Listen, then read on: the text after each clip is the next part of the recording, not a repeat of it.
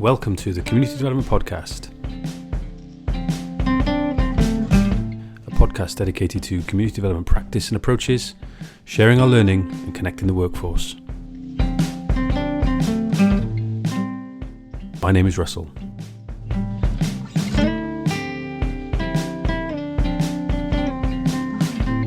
Welcome to episode 31 of the Community Development Podcast, and before I have the pleasure of introducing today's guest, Anna Clarke from the International Association of Community Development, a quick plug for the last couple of episodes that we've put out. The last episode was with Christian Oakes from the Peace, Land and Bread journal. Christian's the associate editor there, wrote an absolutely phenomenal essay called Displacement of the Dispossessed, Community Development Under Capitalism. And Christian and I got together to talk about the dispossessing effect that gentrification has within primarily the urban realm, but not exclusively. And Christian brought an interesting American perspective on some of those things.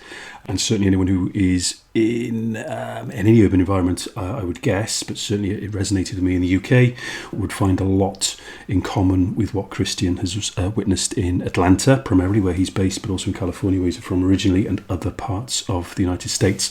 Before that, episode 29, we discussed data or dinner, data poverty, with Rob Ashleford, who at that point in time was head of Nesta in Wales, and was discussing the report that had recently been published back in May called Data Poverty in Wales and Scotland. And quite a stark picture is painted in that, with as many as 1 million people in Wales and Scotland having to face making decisions around how they use mobile data, how they use internet data and the like.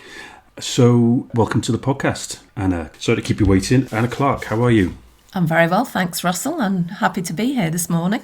You're calling from Northern Ireland. Where exactly in Northern Ireland? I live just outside a town called Magherafelt in County Derry. So if you're looking at a map of Northern Ireland, and you can see a very large body of water in the middle, which is Lough Neagh, Magherafelt is just at the northern tip of Lough Neagh.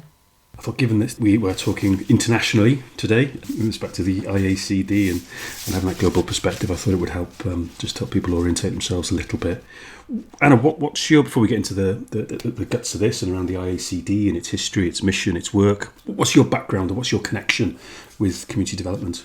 I've been working in the field of community development probably for the guts of about 30 years now. I qualified in the late 1990s in Manchester in England, and I've worked in a variety of different contexts and settings since then, both in England and here in the north of Ireland. In England, I've been employed as a neighbourhood community worker on a very large housing estate just outside Liverpool. I worked in independent immigration advice in inner city Liverpool, and then moved into enterprise development for a little while before moving here to Northern Ireland in '96. Worked initially on the very first EU Peace and Reconciliation funding programme for a couple of years, and then moved to regional voluntary sector organisation that worked right across rural communities in Northern Ireland, the Rural Community Network. I was there for about 10 years, coordinating network support for a body of sub-regional networks, and then moved into a learning and development role, really promoting community development, learning, training and development, which I did for about 8 years. It was a great job, loved RCN, loved working with rural communities and the diversity that brought. Then 2007 I left and began working on a freelance basis, which I've been doing since then with a variety of different types of programmes of work, a lot of community-based training, community research, evaluation, engagement processes, and then 2015 co-founded Prospect Awards with a couple of colleagues. And that really is doing very similar work. We're a learning design development agency, and our focus is very much on community development practice. So that's a whistle-stop tour. You mentioned Northern Ireland and North of Ireland. We've had a couple of episodes. I often say podcasts are like, or podcast episodes are like children. You're not supposed to have a favourite one. And I don't, but I've always been struck by how much I learnt through the conversation. And you mentioned learning and development there. It always happens with these conversations that I come out at the end of it having learned something I did in the last one with Christian around Atlanta and gentrification and things like that. And I can remember speaking to Johnny Curry, it would have been a couple of years ago now, it was well before the pandemic, who works in East Belfast. Absolutely fascinating. In many ways talks about a lot of the similar things that I've talked about in the past in post-industrial communities in South Wales and the South Wales valleys, or in urban areas like such as what you've referred to in Liverpool and Manchester. But of course the context was a lot different, and that context is always important. So we're going to talk about the IACD, the International Association of Community Development, clearly a global perspective. It's got boots on the ground, as it were, in a huge number of territories around the world. I'm interested in how that local context then still remains relevant, still remains salient, given the global perspective that people have. Because we often talk about not wanting to parachute in and out, but of course it's almost difficult not to when you're at that global sort of focus, or at the very least continental, with some of the networks that you've got. But before we get into some of that, Anna, IACD, if someone's listening to this and isn't familiar with it as an organisation, with its mission, what would be some of the headline things that people would benefit from knowing about? Okay, well, the International Association for Community Development, or IACD as it's more easily referred to, is essentially a global network for community development practitioners. And that is very much thinking about practitioners in a broad sense. So it's people who are employed in community development roles, maybe working on the ground in grassroots communities, but also perhaps in coordination or management roles within organisations as well.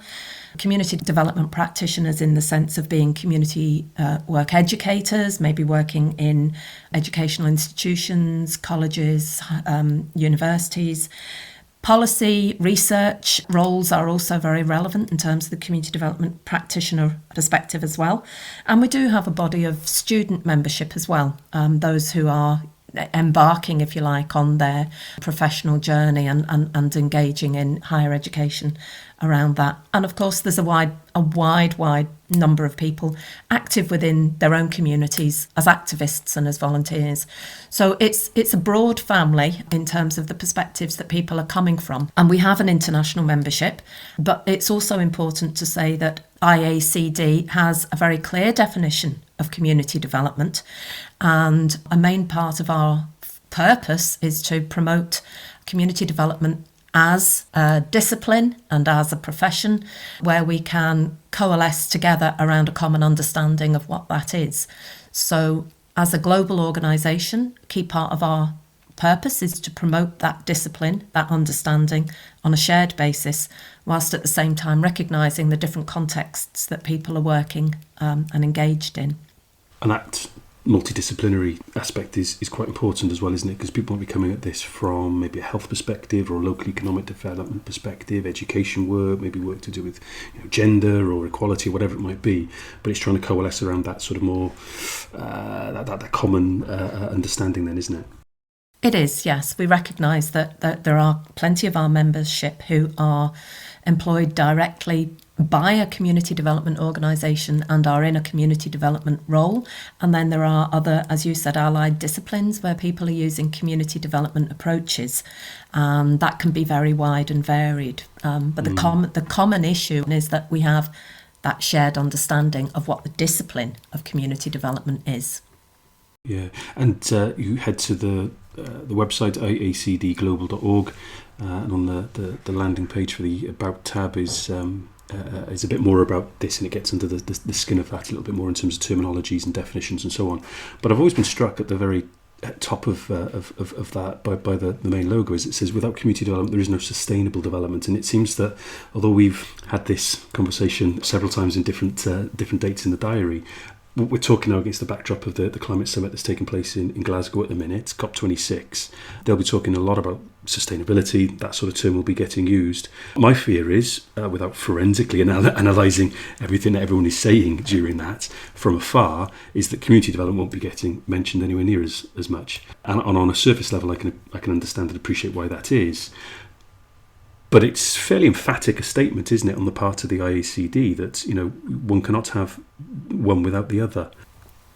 Yes, and it is intentional. The statement itself dates back to a time when IACD was very heavily involved in working around promoting the Sustainable Development Goals, but looking at that from the point of view of the role that community development and community development practitioners can play in raising awareness and understanding of the importance of the SDGs, and also the role that community development can play in working towards delivery with communities around the different goals that are within the SDGs as well. Tell me a little bit about, and listeners, about the networks that you've got that helps, I suppose, organise, for want of a better word, the different sort of territories and jurisdictions that in the membership around the globe, because you've got sort of Oceania, there's Sub-Saharan Africa and Europe and so on.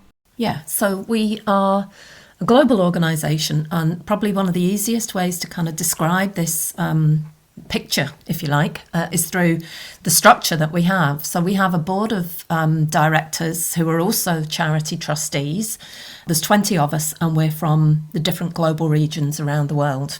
So we have directors on the board from Europe, as you said, from Oceania, from Sub-Saharan Africa, North America, South and Central America, Southeast Asia, and so on. So we have about 7 or 8 different global regions represented, Middle East and North Africa as well. And whilst we are a global organisation, we don't see it as part of our role to organise on behalf of IACD independently within regions. Our directors are networked to existing structures and infrastructure within each of their own regions. So that would be national organisations, regional networks.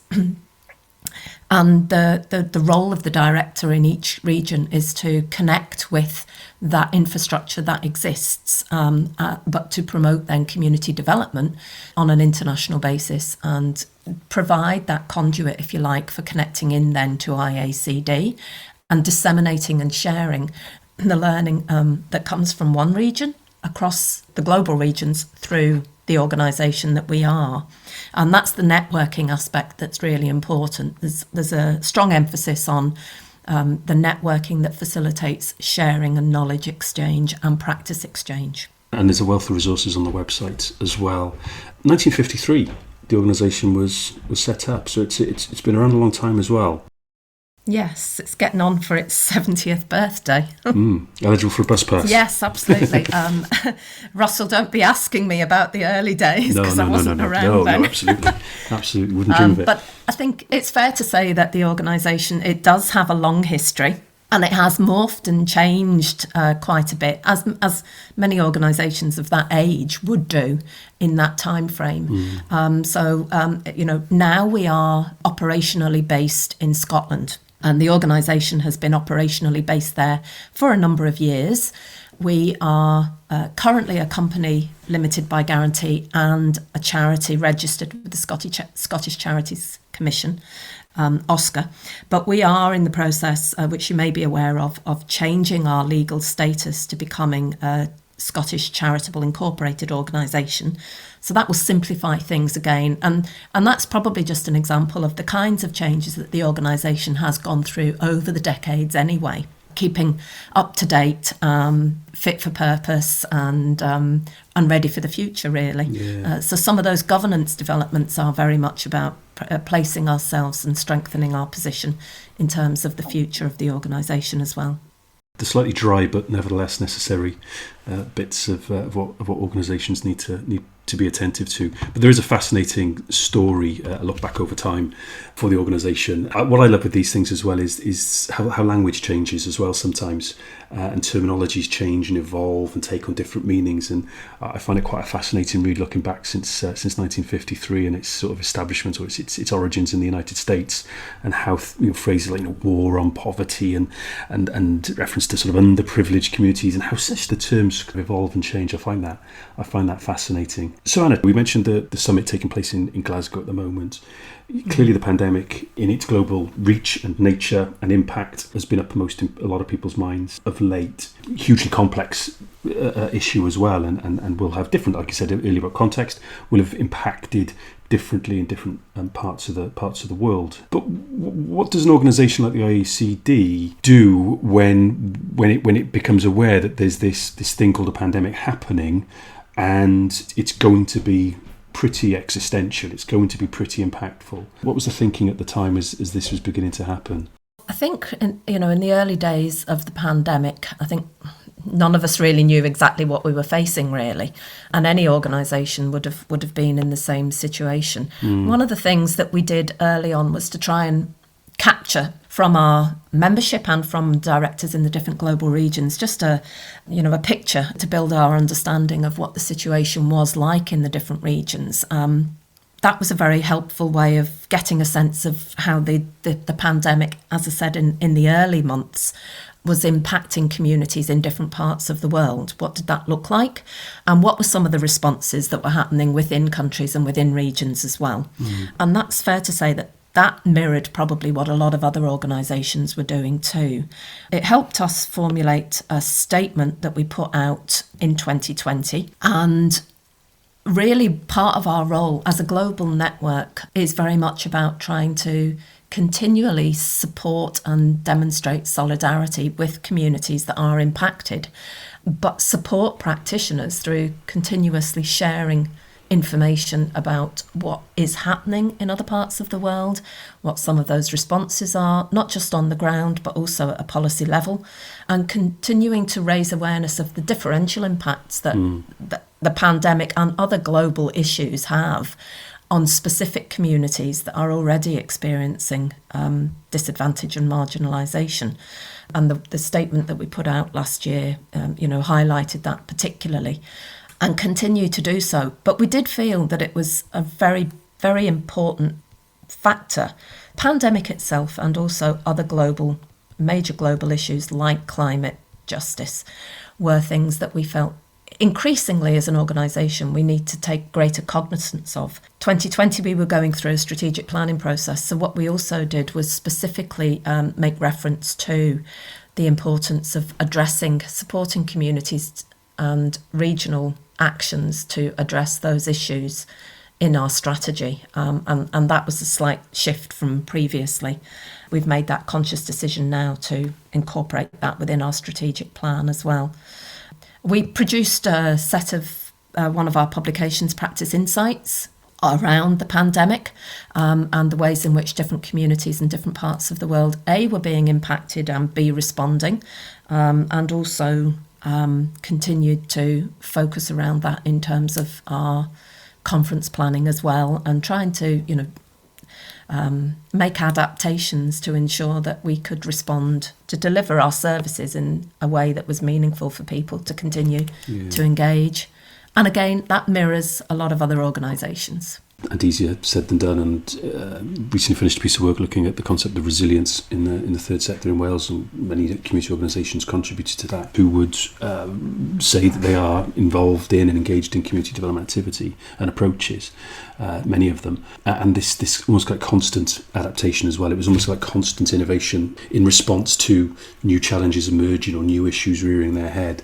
One of the things that I found interesting, which I did see in some of the discourse and some of the conversations the IACD was sort of facilitating, but which I didn't see to any great extent in sort of mainstream kind of media analysis, certainly from a UK perspective around the pandemic, was the extent that you will have members, you do have members from territories where pandemics, maybe not on the scale of COVID, but things like SARS and MERS and things like that have broken out previously, and that actually some territories have experience in addressing them. And I do wonder whether maybe from a UK perspective there was a slight sort of blind spot to the extent to which, yes, we were talking about things being unprecedented, but only to us, in the UK, from a relatively privileged and advantaged position, whereas other territories have perhaps dealt with these things, and then as you refer to the unequal impact that they might have and the differential impact that they might have on different people and different cohorts within society. The IACD seemed alert to that in a way that I didn't necessarily see in some of the other analyses Yeah, and I think that's one of the benefits of being, or the advantages of being an international organisation that actually has an international board of directors as well. It's the board and the membership that are the key aspects there, as opposed to simply we're an organisation that works around the world.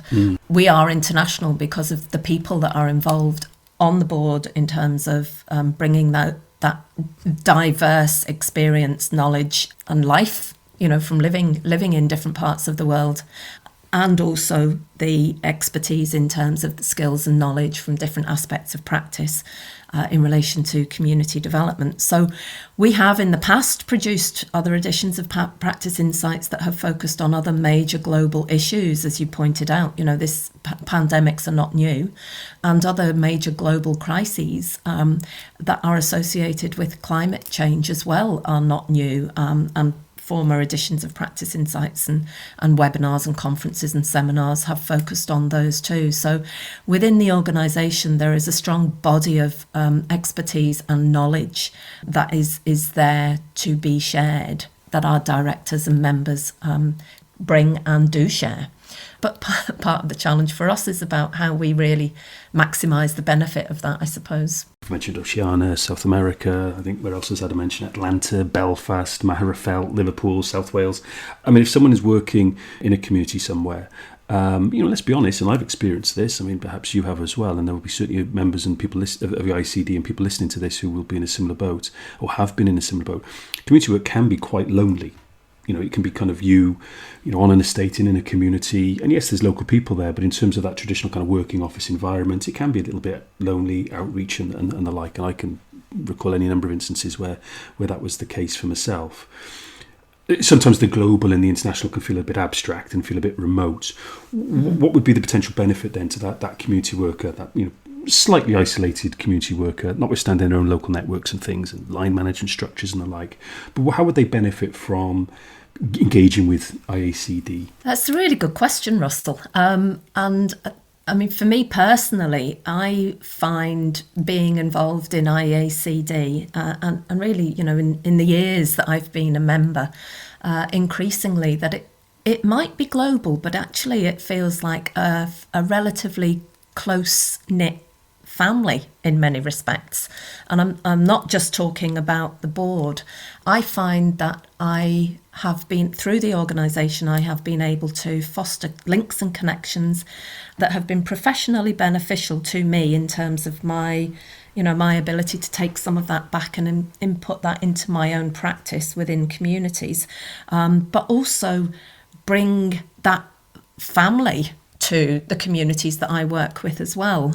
Increasingly, I am able to use the links and the connections to broaden out the awareness and the engagement of the communities that I'm working with as well, so that they're also engaging on an international basis.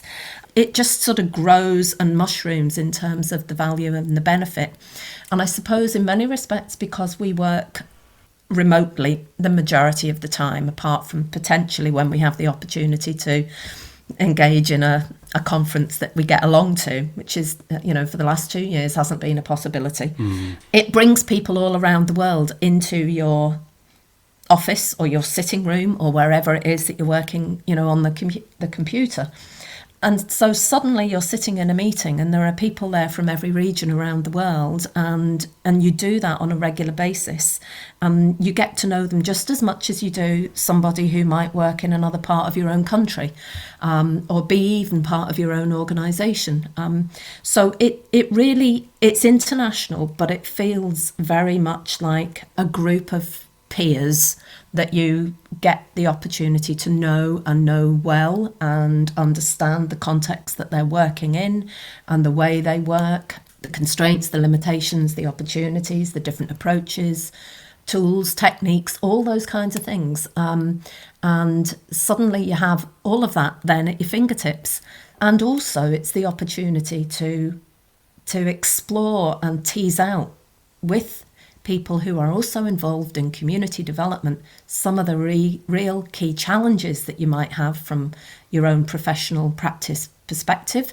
And those are issues that are often universal, concerns that are universal. and struggles that are universal. Yeah, absolutely. So Yeah. that chance to connect around all of that, explore, challenge, debate is hugely beneficial. Mm-hmm.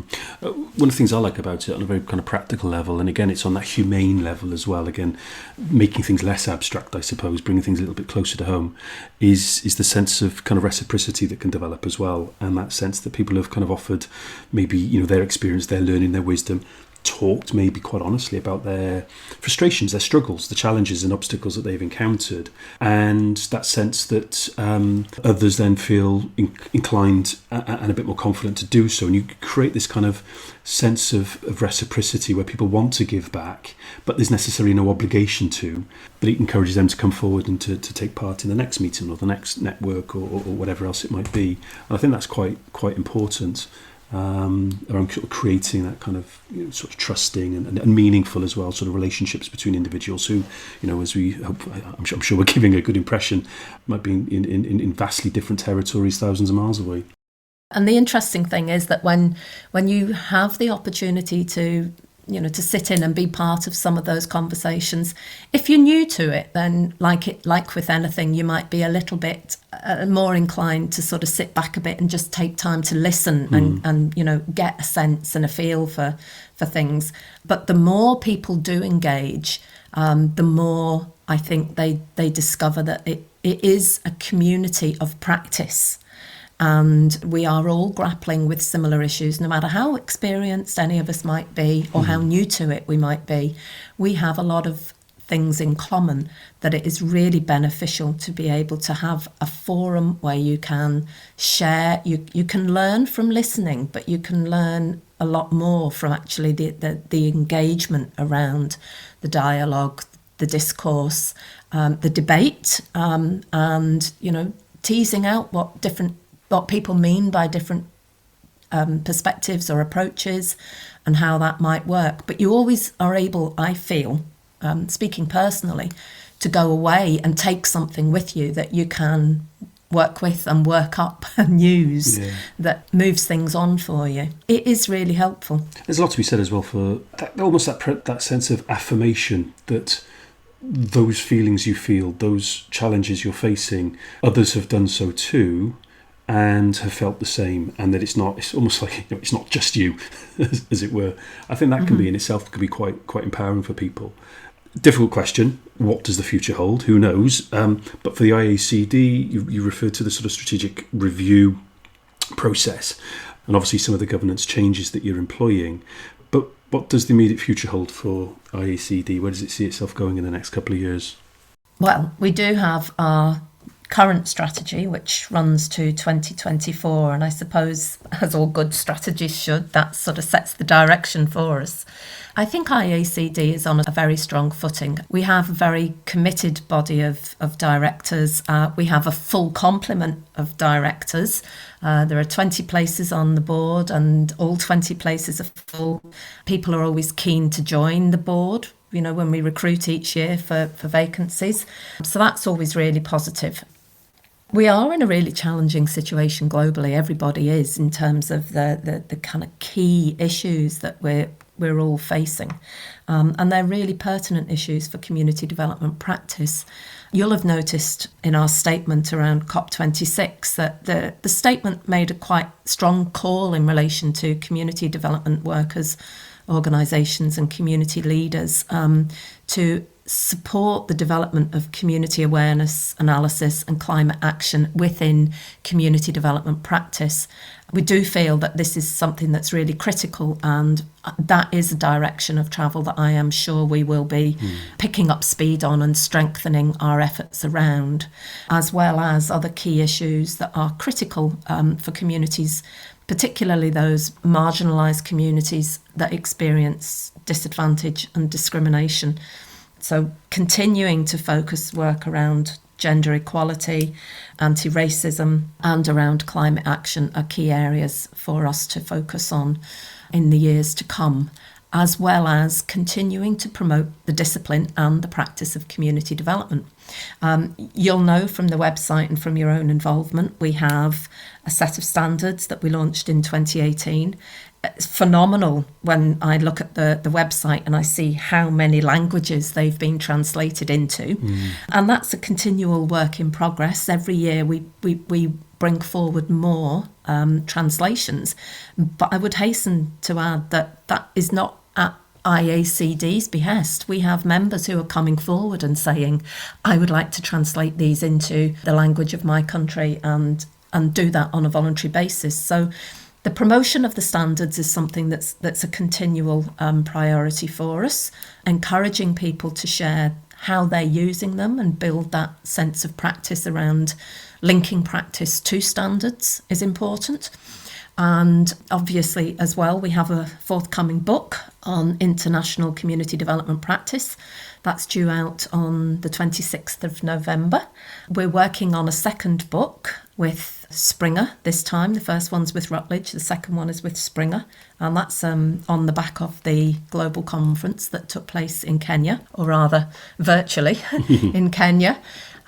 So there are some exciting things, emerging. And of course, next global conference, June 2022 in Ereki in Georgia.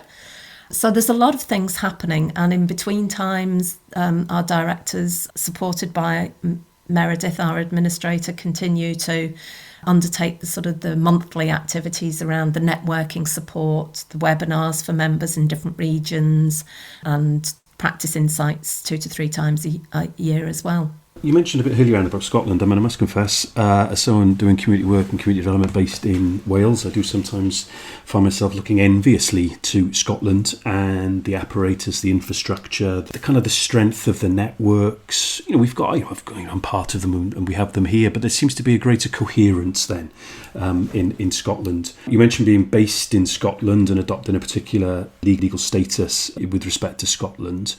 Is that fair on my part, thinking and looking to Scotland enviously in that way? Well, I think there's a huge amount of really strong emphasis on communities that has been growing in Scotland and is well established now, which, as you say, is often looked at very enviously. The IACD has really benefited from strong relationship with community development organisations in Scotland over the years. We have 2 directors currently on our board from Scotland, and both of those have extremely well connected within the infrastructure, community development infrastructure within Scotland as well, and hugely knowledgeable, which is all to our benefit. We work very well in partnership with other national Scottish organisations, and that's a reciprocal relationship. We promote their events and activities and vice versa, reciprocal membership. And also to highlight the ongoing strategic support that IACD receives from the Scottish Government, which is hugely important for us, not least in terms of the financial resourcing, but also in terms of that strategic relationship. And that's something that we have with our directors in Scotland worked very hard to build up. It is a strong relationship, and it is definitely one that we want to maintain and to strengthen further. I'm very pleased to be able to say that that's looking very positive as well. But IACD really is hugely appreciative of the support of the Scottish Government and of the relationship that we have with a number of Scottish national organisations as well. I suppose it's a question of other territories looking to emulate that, I guess, isn't it, rather, and not imitate it. What happens in Scotland is reflective of the Scottish context, but certainly to emulate it rather than imitate it, I think, is a challenge for the rest of us, I suppose, in other territories. I'm really grateful for your time, Anna. I'll let you get back to things. I'm really pleased as well that we finally got back. We finally managed to get this in the diary. I know it's been around and about for many weeks. And just from my personal perspective, I've loved being a member for, it must be about 6 or 7 years, no, it's a bit longer than that, maybe 8 years now. There's a wealth of resource, expertise, the passion, the enthusiasm as well comes through from people. And if people do find the time to join some of the networks, they are really, really enjoyable. It can be quite sobering, some of the issues that raise. And like you said, we're all, many of us are facing some of the same sort of difficult, intransient challenges, but it's important to be able to sort of approach some of those with a smile on your face as well, and that often is the case. There's a lot of laughing as well that takes part in some of the networks, certainly ones I've been part of, and there's a lot to be said for that, for things being fun. Any final comments, final words from you? I would just encourage anyone who's interested to have a look at the website, obviously become a member, but primarily engage. I think the engagement is a good way of finding out more about who we are, what we do, and what the benefits of engagement with IACD are. As you've said, the issues that we're all grappling with all around the world are hugely complex, and they're all interconnected with each other. We can talk about COVID-19 as a pandemic, and then we can move on to talk about climate action, and we can move on to talk about something else. But these issues are all strongly interconnected and impact on each other. Our societies around the world have some huge challenges ahead of us, and it's important, I think, that we think about the long term as well as the immediate and the short term. And I'm saying that because community development as a way of working with communities, that is about empowering, it's about promoting social justice, and it's about promoting human rights, has a huge role to play. And collectively, when we engage with each other, we have a stronger potential to take that forward in a meaningful way than any of us really are going to be able to do on an individual basis. And that's the whole power and benefit of being part of a networking organisation. Well said. So on Facebook, it's IACD Global. On Twitter, it's IACD_Global. Once again, thanks, Anna, for your time, and we'll keep on doing what you're doing, and the IACD the same. Thank you very much, Russell, and thanks for the opportunity to share thoughts and ideas and views. Thank you for listening to the Community Development Podcast.